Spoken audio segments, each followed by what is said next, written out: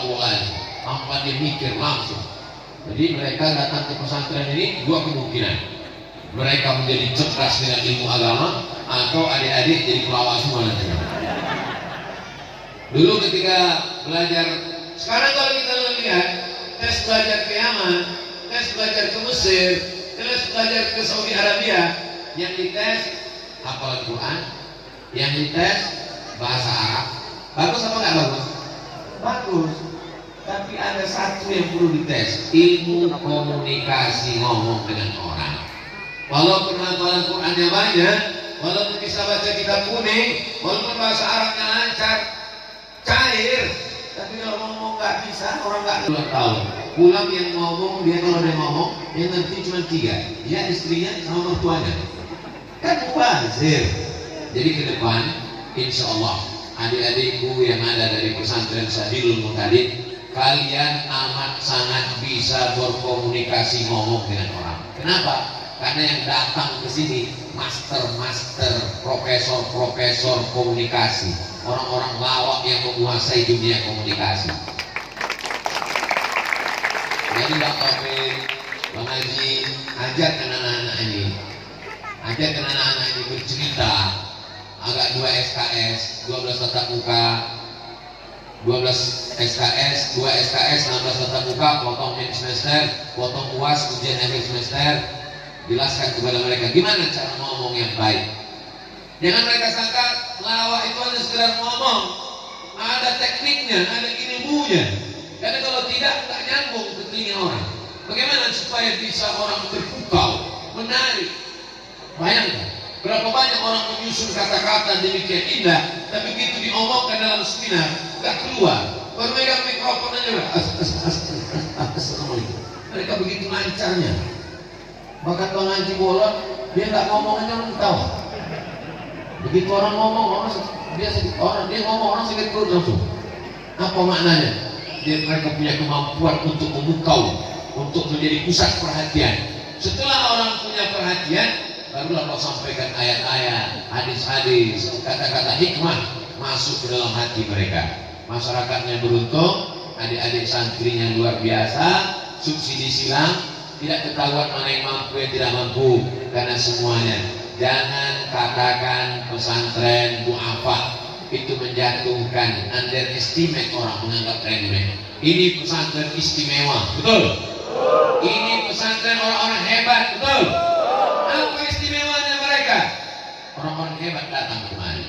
Orang-orang hebat yang ada di televisi bisa datang kemari. Ustaz Somad datang kemari. Ini menunjukkan anak-anak ini adalah anak-anak hebat yang biasa. Di mana Ustaz Somad tadi malam tausiah? Di pesantren hebat, di pesantren luar biasa. Kalau bahasa kampung saya, pesantren amazing. Mereka adalah orang-orang pilihan yang dipilih oleh Allah untuk mendalami ilmu agama. Allahumma faqihhum fid din wa'allimhum at-ta'wil. Jadi saya ketemu dengan salah satu guru ustaz. Gimana pengalaman ustaz di sini? Al-ajru minallah. Gajinya di sini dari Allah. Gaji mengajar di pesantren ini dari Allah. Gedungnya mewah, masjidnya luar biasa, dindingnya warna hijau. Maka kalau mau awet, tahan lama, sering-sering lihat warna hijau. Tapi kalau sedekah pakai warna merah, bukan karpetnya dibuat merah.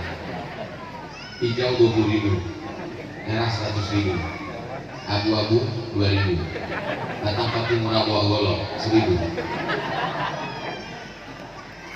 Padahal APBD, APBN kita 20% untuk pendidikan.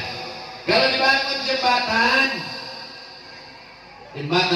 penting, dibangun jalan penting, tapi ada yang lebih penting, sumber daya manusia, betul? Siapa yang bisa memperjuangkan ini?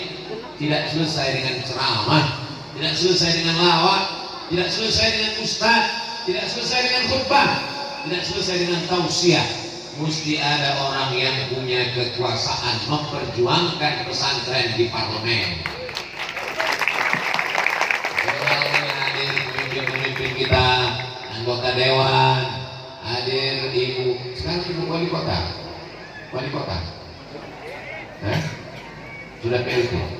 Oh, PLT itu, PLT jangan berkecil hati, PLT artinya pejabat lillahi ta'ala. ada niat baik, maka niat baik. Kalau saya terpilih, saya akan tolong pondok pesantren. Tapi jangan jadikan pesantren mendorong mobil mogok. Setelah mobilnya jalan, say goodbye. Jadikan anak-anak pesantren doa mereka makbul. Selagi tanda tanganmu masih laku, kekuasaan ada di ujung jarimu, pakai untuk menolong agama Allah. Betul? Kekuasaan tidak lama, hanya 2 periode. Itu pun KPK. Begitu nyebut politik, langsung mic-nya mati-mati. Apa maknanya? Siapapun kita, apapun jabatan kita, kalau kita pakai menolong pondok pesantren, pesantren Sabilul Muhtadin tidak akan mati sampai hari kiamat. Adik-adik ini kita akan tamat, muncul yang baru. Tunas-tunas hijau akan tumbuh. Pohon batangnya boleh lapuk tumbang, tapi tunas hijau akan terus tumbuh. Abdul Somad masa lalu, saya akan berakhir, semua akan selesai, semua akan bubar, pengajian ini pun akan berakhir. Abang-abang kita berdiri membuat kita tertawa sampai masa jenuh, sampai masa bosan berakhir. Yang tidak berakhir itu cuma satu, hubungan kita. Hubungan kita sampai ke surga, insya Allah. Hubungan menjaga pondok pesantren. Masih ada Sayyidi Al-Habib Jamal Al-Amudi beserta para habaib. An ausila ila qarabati Rasulullah sallallahu alaihi wasallam ahabbu ilayya. Menyambung silaturahim dengan zuriat keturunan Rasulullah lebih kucintai daripada menyambung silaturahim dengan keturunanku sendiri. Yang ngomong begitu bukan Abdul Somad, Sayyidina Abu Bakr As-Siddiq. Malam ini kita nyambung silaturahim dengan habaib. Mudah-mudahan cinta kita kepada cucunya membuat kita bisa bersama dengan kakeknya di surga Jannatul Firdaus. Allahumma salli ala Sayyidina Muhammad wa ashli bizalimin wa akhrijna min bainihim salimin wa ala alihi wa sahbihi ajma'in. Sallallahu rabbuna ala nuril mubin Ahmad al-Mustafa Sayyidil Mursalin wa ala alihi wa sahbihi ajma'in wa ala alihi wa sahbihi ajma'in. Ada FPP, ada masyarakat, ada kiai, ada adik-adik santri, ada ustaz, lengkaplah semua. Lalu bagaimana dengan wali-wali murid ini? Wali murid ini mesti melepas anaknya dengan ikhlas, karena mereka yang akan menjadi pemimpin masa depan.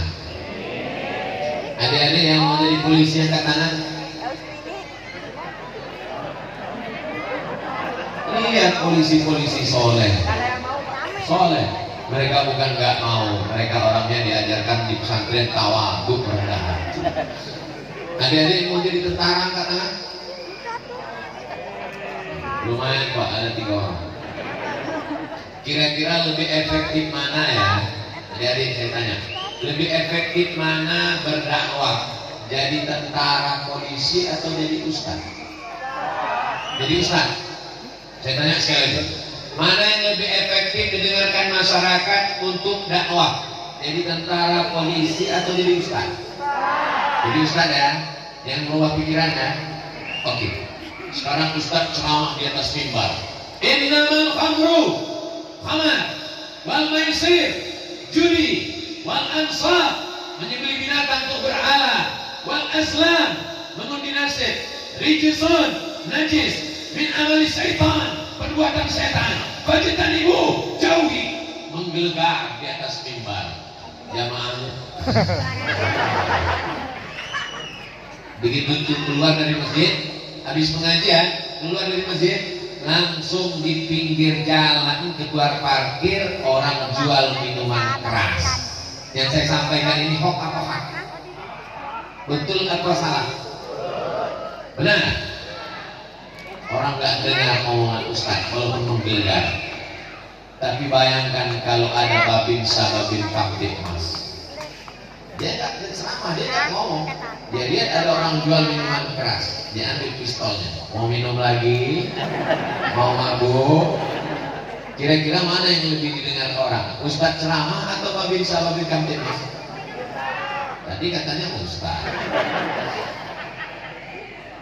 Ya salat,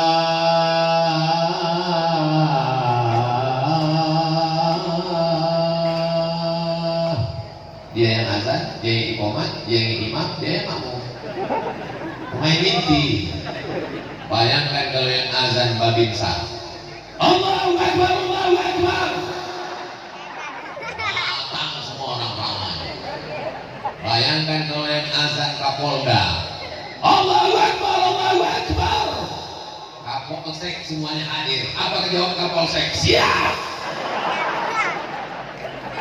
Sekarang saya tanya adik-adik, pertanyaan yang sama, hanya beda menit. Mana yang lebih efektif berdakwah, polisi atau Ustaz?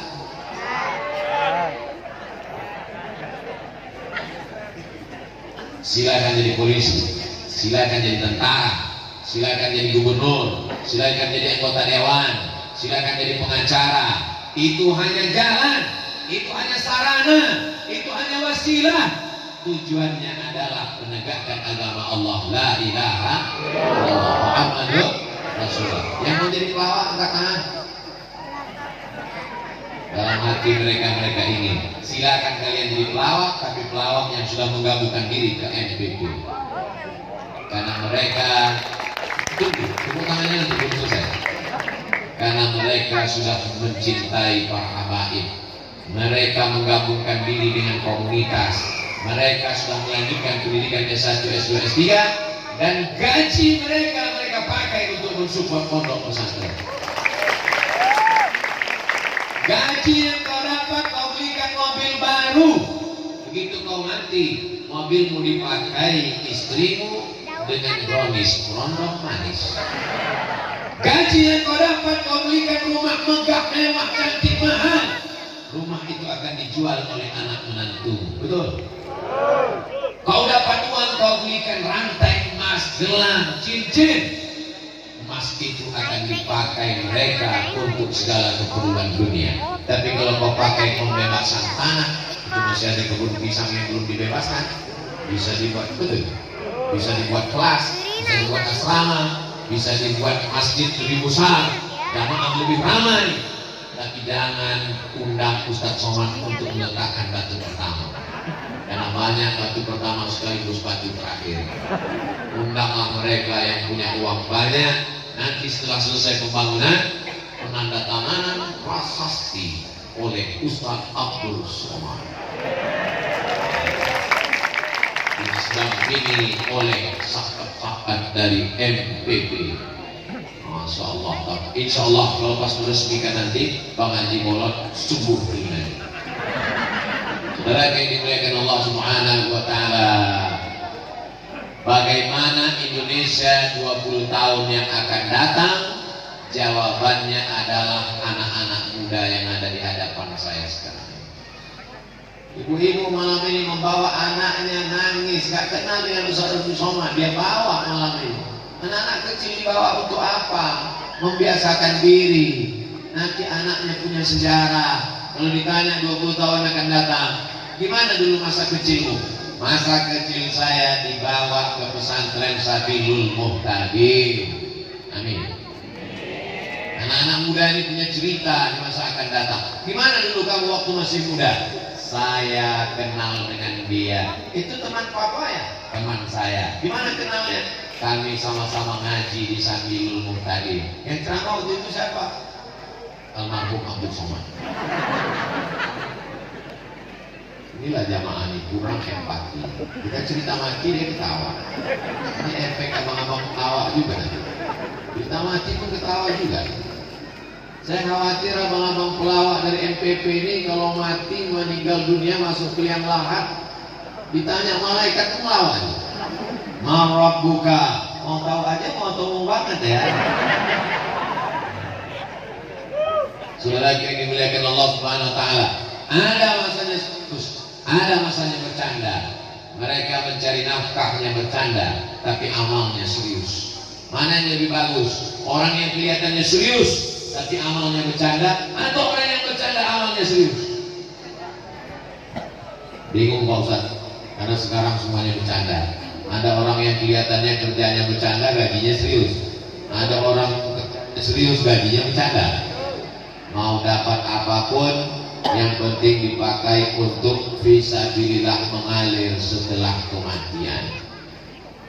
Maka kata Pak Neta, uang yang kau belikan makanan busuk, dibelikan makanan busuk.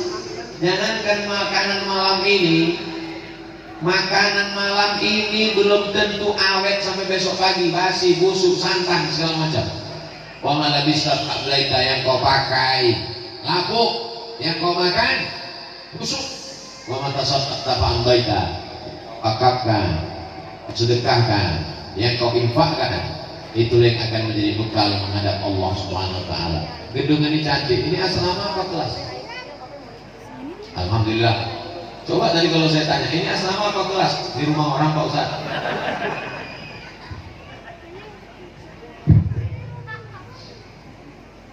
Kalau Tuhan pergi ke Makkah, jangan main-main di tepi kali.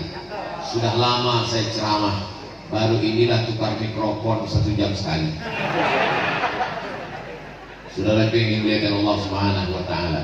Hebat pesantren Sabilul Muhtadin ini. Kenapa? Karena mikrofonnya disediakan 3. Luar biasa. Ada khusus pembukaan, ada isi, dan ada khusus tanya jawab. Nanti yang mau bertanya silakan buat di kertas. Kenapa Ustaz Somad itu kalau ceramah kami lihat pertanyaannya di kertas semua? Biar supaya saya enggak kena jebakan Batman. Dan kalau ada pertanyaannya yang sulit-sulit, nanti saya lihat baca, apa ini gak berkualitas? Padahal saya gak bisa jawab. Heran kami lihat Ustaz Somad itu kalau ceramah di YouTube itu semua pertanyaan bisa dia jawab. Iya, yang gak bisa dijawab kan gak diupload.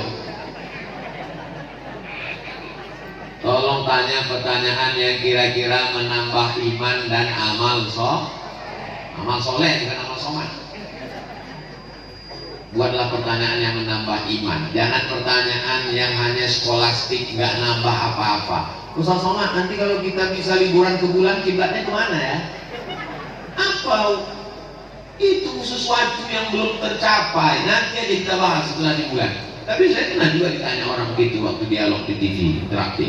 Ustaz, ya, nanti kalau kita ke bulan, kiblatnya kemana? Ya ke bumi. Kiblat di mana? Ka'bah di mana? Di bumi. Jadi kalau sampai ke bulan, kiblatnya ke bumi. Yang ada ke bumi. Bumi di mana Pak Ustaz? Nanti setelah di sana kita kelihatan. Fawalli wajhaka syatral masjidil haram. Hadapkan wajahmu ke arah Masjidil Haram. Sudah 2 tahun kita tidak ke kota suci Makkah Al-Mukarramah karena khawatir dengan Covid. Panjang umur, sehat badan, mudah-mudahan kita nanti bisa pergi ke Makkah. Apalagi bersama dengan abang-abang dari MPP, haji-haji dari MPP. Oh, saya yakin ketawa melulu di Makkah Madinah. Saudara yang dimuliakan Allah Subhanahu wa taala, apakah jadi pejabat itu enggak ada matinya? Mati. Apakah jadi orang kaya itu enggak akan didatangi malaikat maut? Mati. Apakah jadi orang terkenal itu kita tidak akan meninggal? Meninggal. Semua akan menghadap Allah. Sebutkanlah berapa banyak pelawak-pelawak terkenal pada zamannya, pada masanya. Hilang. Terang benderang di tengah hari sampai masa gelap datang, kelam, hilang. Tua, layu, mati, selesai. Yang kekal abadi hanya pesantren Sabilul. 2-3 sak semen untuk tiang, untuk atap, untuk lampu, untuk masjid. Datang ke santri. Walaupun nampaknya saya tausiahnya di Sabilul Muhtadin, tapi ceramah malam ini ditonton oleh semua artis-artis pelawak di dunia ini. Kenapa? Karena ini diliput banyak sekali kamera. Mudah-mudahan kameranya hidup dan diupload. Yang jelas channel Ustaz Abdul Somad, namanya Ustaz Abdul Somad Official. Jangan lupa subscribe, like, share, and comment. Saya mau ada perubahan 2-3 hari ke depan, mereka akan nelpon Habib Jamal. Assalamualaikum. Waalaikumsalam. Betul ini Habib Jamal Al-Amudi? Betul. Kami udah tonton tausiah Ustaz Abdul Somad. Berapa kelas lagi yang perlu dibangun? Berapa anak santri yang belum bayar uang sekolah? Berapa perluasan masjid? Tanya sama Habib Jamal. Ini mau bantu? Enggak, nanya aja Ustaz. Tapi lagi mau buat konten aja. Saudara yang dimuliakan Allah Subhanahu wa taala. Sampai masanya nanti kau melihat azab neraka, telingamu mendengar. Rabbana absarna, mata kami sudah melihat. Wa sami'na, telinga kami sudah mendengar. Farji'na, balikkan lagi kami ke dunia, kami mau hidup selamanya. Na'mal salihan inna muqinun. Kami ingin beramal soleh. Bisa kita hidup lagi? Enggak bisa. Kalau sudah mati, hidup cuma 2 kali. Hidup yang pertama untuk beramal, hidup sekali lagi untuk mempertanggungjawabkan segala amal. La tus'alunna yawma idzin 'anil na'im. Kedipan mata, bisikan telinga, lintasan pikiran, detak jantung, langkah kaki, ayunan tangan. Semua yang melangkahkan kakinya kemari dibalas Allah kebaikan-kebaikan. Langkah pertama menghapus dosa, langkah kedua mengangkat derajat, langkah ketiga menghapus dosa, langkah keempat mengangkat derajat. Ingat yang saya katakan, menghapus dosa, bukan menghapus utang. Jangan pulang pengajian, kapan bayar utang? Sudah hapus, kata Ustaz Somad. Saya nggak pernah ngomong begitu. Jamaah yang dimuliakan Allah Subhanahu wa taala. Sampai masanya kita hanya menjadi sejarah. Setiap zaman ada tokohnya, setiap tokoh ada zamannya. Ada zamannya pelawaknya si Anu, ustadznya si Anu, pejabatnya si Anu, orang kayanya si Anu. Dia tidak mau sebut nama, menjaga kode etik jurnalistik. Di samping itu takut kena somasi. Di zaman Anu, pejabatnya si Anu, orang kayanya si Anu, hanya sekedar cerita.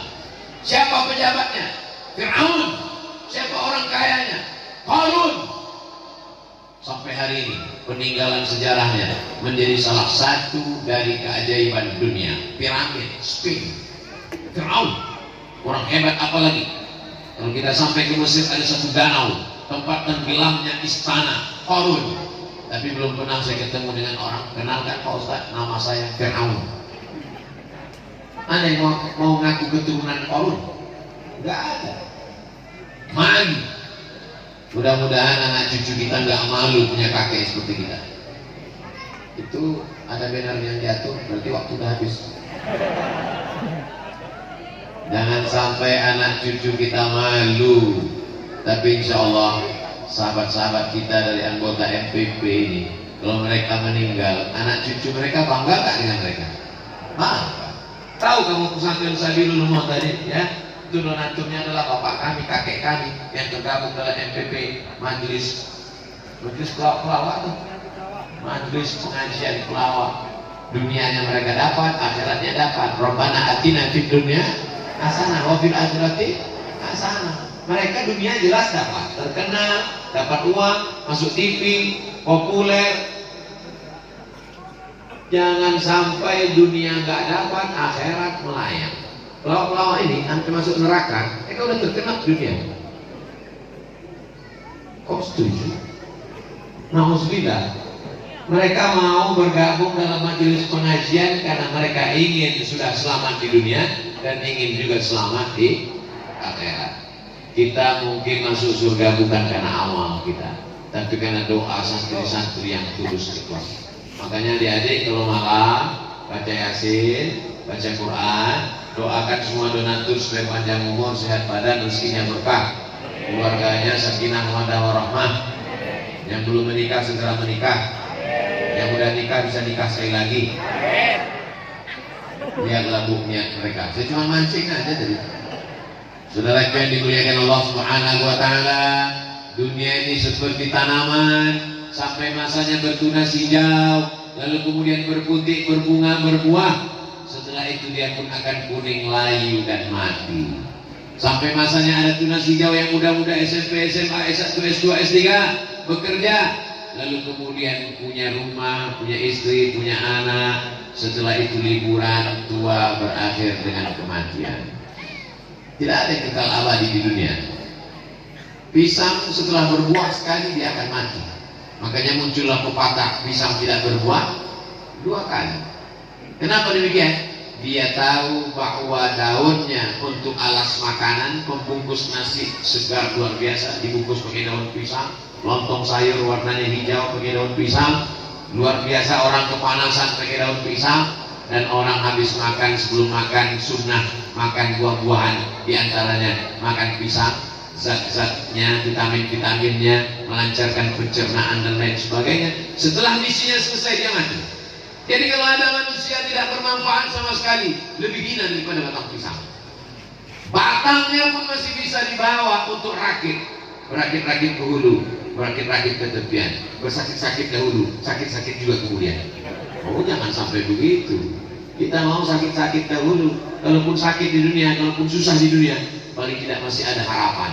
Harapan kita adalah surga Jannatul Firdaus. Tapi bukan berarti orang Islam itu pakaiannya mesti jelek, mesti compang-camping. Datang orang menemui Imam Ibnu Hajar Al-Asqalani, bajunya megah, mewah, naik kuda, gagah perkasa. Datang orang kafir. Ibnu Hajar Al-Asqalani, ya, katanya dunia itu penjara bagi orang beriman. Dunia sijnul mukmin. Katanya dunia ini penjara bagi orang beriman. Kenapa kamu orang beriman bajumu bagus, kendaraanmu mahal? Kata Imam Hajar Asqalani, kami di penjara aja begini enaknya, apalagi nanti di surga. Kamu di dunia aja sudah begini melarangnya, apalagi nanti di neraka. Jadi kalau adik-adik nanti bercita-cita punya rumah besar, mobil besar, istri besar, salah apa nggak salah? Enggak salah. Yang penting ada misi lain dalam hidup. Ini banyak sekarang orang hidupnya nggak punya misi.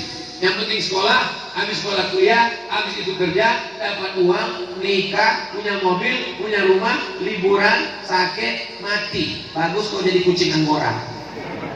Nggak ada misi dalam hidup.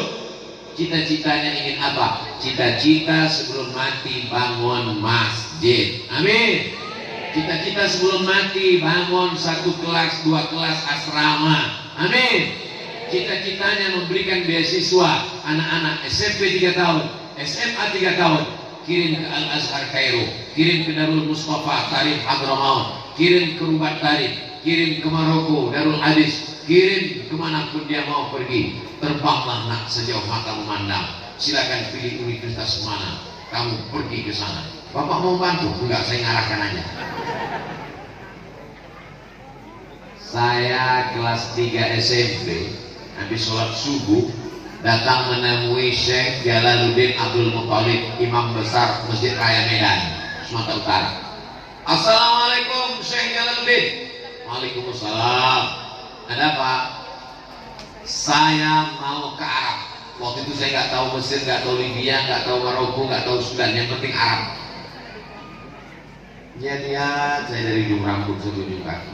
Mungkin dalam hatinya, ini anak bangun tidur apa masih tidur? Kelas 3 SMP saya mau ke Arab. Sekarang pun saya bingung, kok kelas 3 SMP saya sudah punya cita-cita mau ke Arab. Kata dia, kamu kelas berapa sekarang? Kelas 3 SMP. Mondok aja lagi, nanti setelah tamat mau datang. Maka saya heran kalau ketemu sama anak-anak udah kelas 3 SMA, pas ditanya, rencana mau kuliah kemana? Hidupnya nggak jelas, kesambet ini. Kebanyakan main game online, chip masuk ke kepala. Visi misinya jelas. Saya dulu ketika sekolah, saya tulis di buku saya itu, Profesor Dr. Abdul Somad, Profesor Dr. Abdul Somad. Semua buku saya tulis gitu. Sampai teman saya satu bangku bervisi, "Man, tolong jangan tulis lagi." Kenapa? Aku takut kau gila. Saya nggak gila sampai sekarang. Tercapai apa yang saya cita-citakan. Gantung cita-citamu setinggi bintang di langit. Malam ini nggak ada bintang. Kenapa? Karena bintangnya turun ke pesantren Sabilul tadi. Gantungkan cita-citamu setinggi bintang di langit, tapi kakimu tetap nginjak di bumi. Jangan sampai kakimu naik ke atas nggak nginjak, berarti kau hancur.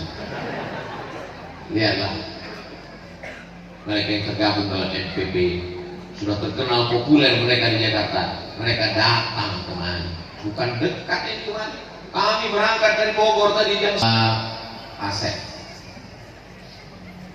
Mohon maaf, Kang Asep inilah yang sudah punya ikatan sedunia. Abdul Somad belum ada persatuan, Asep sudah ada. Dari Pondok Sabilul Mutarin mengenai perbedaan al-ghais dengan al-matar. Apa beda ghais dengan matar?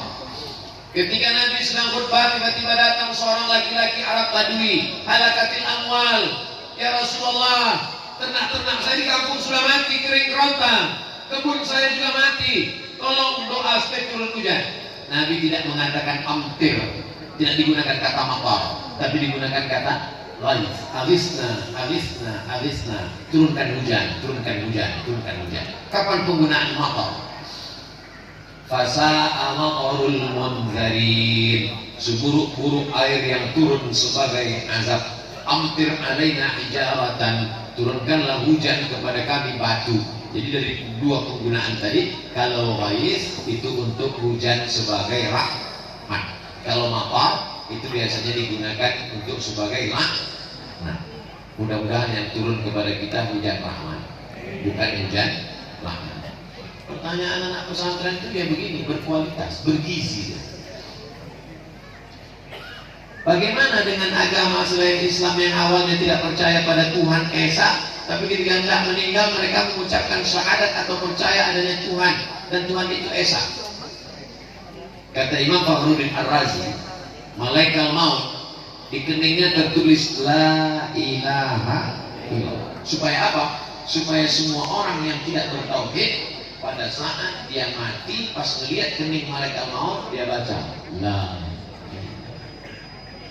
dan tidak perlu menggerakkan mulut. Kalau menyebut Bang Haji tetap menggerakkan mulut, bolot. Tapi kalau menyebut La ilaha illallah tidak perlu menggerakkan mulut, La ilaha. Kenapa? Karena saat sakratul maut itu berat. Maka ditulis, saking inginnya Allah, wala tamutunna illa wa antum, jangan mati melainkan dalam keadaan muslim. Makanya ketika sholat kita katakan inna sholati wa nusuki wa mahyaya wa mamati lillahi rabbil alamin la syarika lahu wa bidzalika umirtu wa ana minal, saya ingin mati muslim. Tapi kenapa kalau mati muslim, kenapa orang muslim itu mesti bersyahadat disaksikan orang ramai di masjid? Supaya jenazah